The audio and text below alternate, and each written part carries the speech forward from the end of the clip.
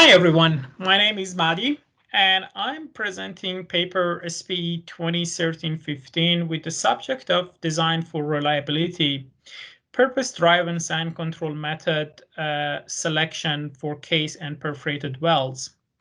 So to just give you a bit background, case and perforated wells are used in oil and gas industry for a long time.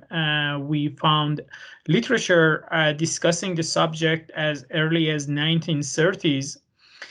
And there's lots of, experimental setup and experimentation, as well as mathematical modeling, both numerical and analytical, performed to better understand and optimize the case and perforated well, as well as the application of them with a standalone screen. And also there's lots of field application around the world. And one of the challenges always is around the skin buildup and the flow performance and the decline observed in the field. One of the gaps that we found early on was that the literature doesn't address the problem related to the interaction of the perforation strategy and the sand control, and that's where we focused. So the objective of this study was to understand the role of perforation strategy on the sand control performance when it comes to a standalone screen, and optimize the case and perforated application with a standalone screen to minimize the potential of a skin buildup and eliminate the necessity of expensive gravel pack jobs. And we wanted to understand the relative role of completion geometry, the type of sand control, and the perforation design on the potential skin buildup, and how we can design the job in terms of completion geometries and the type of screen selection to minimize these screen buildup. One of the key factors is that most of the time get neglected is when it comes to sand control, always to find the right aperture or pore size and increase the open to flow area of a particular sand control to get better flow performance. I just put, 4 of the common standalone screen: a slotted liner, punch screen, wire wrap, and mesh screen. And you can see how the open to flow area of each of these change with a slotted liner anywhere from 1 to 7%, depends on the slot width and the density of them, with punch anywhere from 2 to 12, depends on the punch pattern and the gap of the punch. With wire wrap, would be a bit more, 6 to 15%, depends on the shape of the wire we use for wrapping, as well as the aperture size. And with mesh screen, depends on the mesh type and filtration media, could be anywhere from 10 to 45%. The fun part would be that when we look into flow area is drastically lower. So when you consider with 0.21 inch perforation, a smaller shot, even if you put a very high density of 21, you hardly get 0.3% open to flow area. And if you use like the large shot, 0.83, and put 23 of them, 21 of them, still we hardly get about 4.4%. One of the common misconceptions is that, if you put too much of these perforation, it becomes like Swiss cheese, so it loses integrity, which is in part true. But when you consider the Swiss cheese, the fun part is that the open to flow area of that is quite a bit more than our biggest perforation size and our biggest density. So to better understand, we design our methodology focus on doing some control experimentation in a large scale test facility, and then do some CFD modeling, use the experimentation to validate the CFD, and then use the CFD for running cases and understand the parameter where we can test. So this shows the step rate test that we use. In this particular case, we was targeting to understand the relative role in a well in California. So you can see the rates is for the single phase, we go from 2.2 almost to 4.4, and then we introduce the water, changing the water cut from 25 to 75%. We keep the liquid rate constant, water cut constant, and then we introduce the gas, changing to equivalent of 10 scf per barrel GOR and going all the way to 100.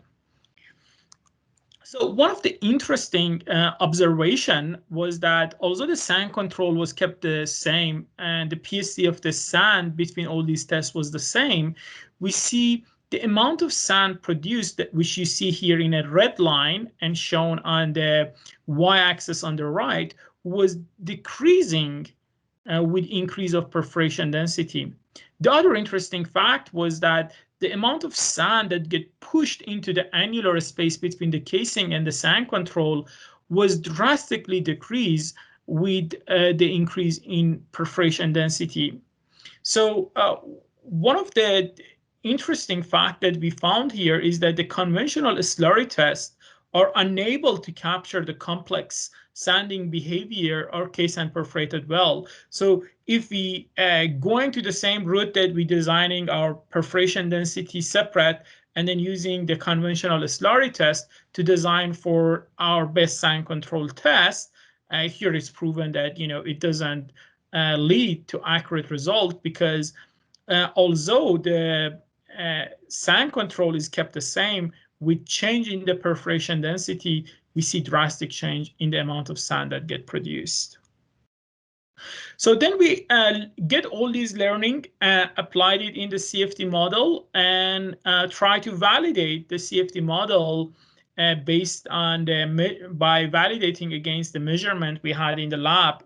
So here it shows the two cases where we had 3 perforation and 21 perforation. So you can see with the 3 perforation, in order to be able to match, we need to consider that the perforation and the gap are filled up with a permeability of sand to be around 7 times of that of the formation. While in the 21, because the gap is not filled, we see that that permeability would be infinity, is basically open and there's no restriction to the flow. Then we applied it forward to better understand the relative role of different parameters. So in the paper, you see lots of these sensitivity analyses. I'm just going to show some key factor here as just a summary of those findings. And you can see what we see impacting hugely the pressure drop observed is the perforation permeability. So if the perforation gets filled up with a sand pack and we changing that permeability relative to the permeability of the formation sand that we had, you can see the pressure response is drastically increased with the reduction of that perforation permeability. So when that perforation permeability reduced to the formation permeability, we get as much as 1,000 psi to produce the amount of fluid through that. So you can see if the perforation get collapsed and get filled up with sand, how the pressure drop drastically going to increase.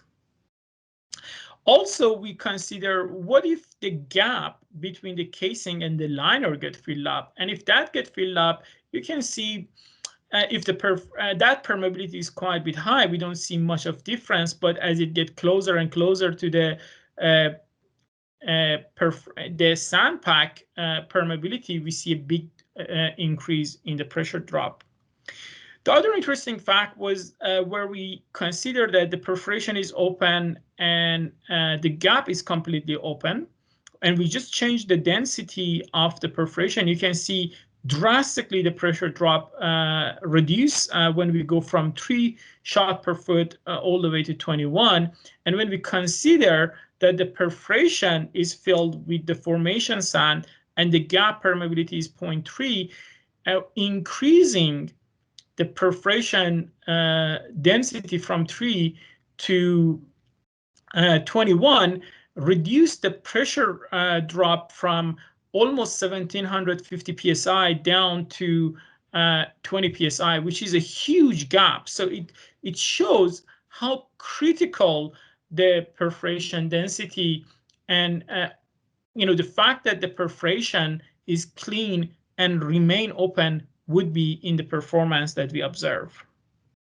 So to summarize the result, we show the result of a large lab scale test modeling as well as the CFD model, which we use the experimental data to validate. We use the model to better understand the relative role of completion geometry, flow dynamic on the skin buildup, and the flow performance through perforated well that completed with a standalone screen.